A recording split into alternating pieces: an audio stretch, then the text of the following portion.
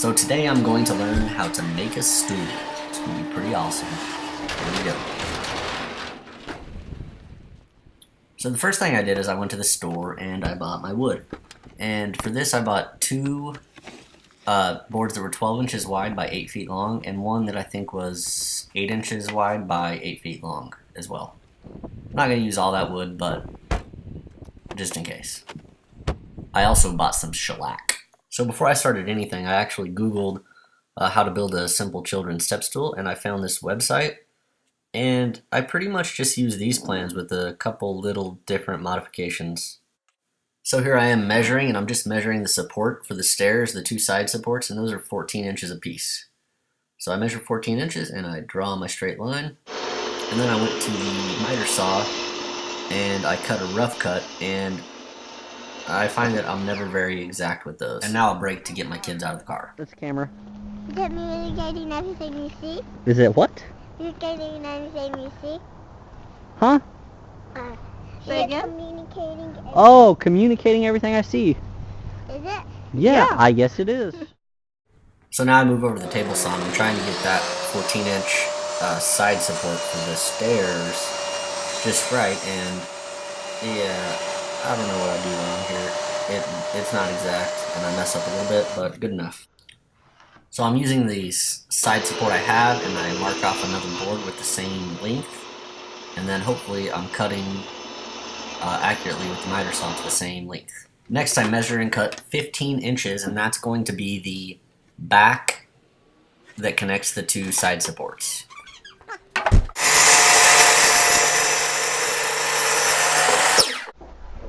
You're recording our messy house. Oh, not. What? See what the wife's been up to. Not a lot.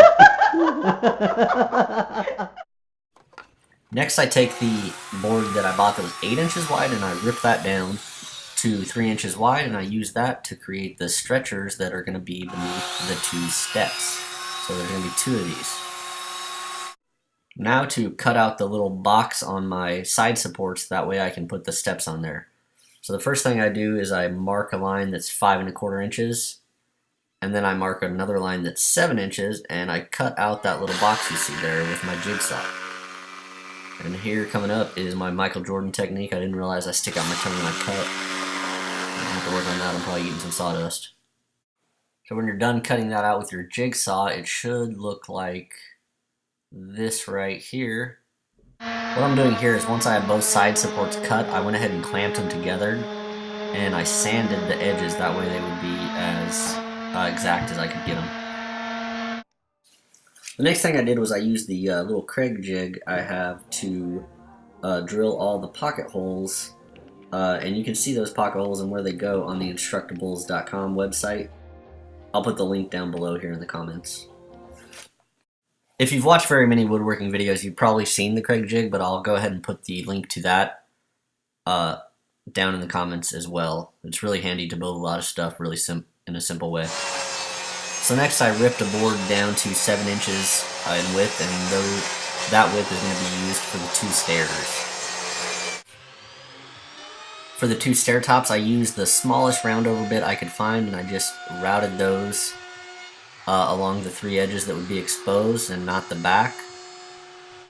So once everything was cut and routed, putting it together wasn't too bad. I just used some wood glue and screwed in the pocket hole screws.